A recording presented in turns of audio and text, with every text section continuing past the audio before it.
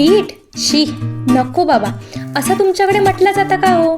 मग ही रेसिपी तुम्ही नक्की ट्राय करा. बघा काय करायचा, थोडासा तेल घालायचा, त्याच्यामध्ये 5 ते 6 लसूण पाकळे, 1 मिरची, त्यात किसलेले 2-3 बीट घालायचे, थोडासा पाणी घालायचा आणि 4 ते 5 मिनिटं एका शिजवून घ्यायचा. थंड झाला की याची प्युरी करून घ्यायची. आता घ्यायचा गव्हाचा पीठ, याच्यामध्ये ही बीटची प्युरी घालायची, 1 चमचा गरम मसालो, अर्धा चमचा आमचूर पावडर, 1 चमचा जिरा पावडर, थोडीशी कोथिंबीर, मीठ, आवडत असाल तर थोडंसं ओवा घालायचं, मिक्स करायचा, थोडं पाणी घालून पीठ मळून घ्यायचा. नंतर 15 मिनिटं बाजूक ठेवायचा, म्हणजे पीठ छान सॉफ्ट होत टाकता. मग या पिठाचो पराठो लाटायचो. आपण बीटचो पराठो करतो असो, एकदम हेल्दी आणि टेस्टी. पराठो लाटलो की वरून त्याच्यावर तीळ घालायचे आणि पुन्हा एकदा ह्यो लाटून घ्यायचो. तीळ मात्र नक्की वापरायचं, छान लागतं ह्यो पराठो.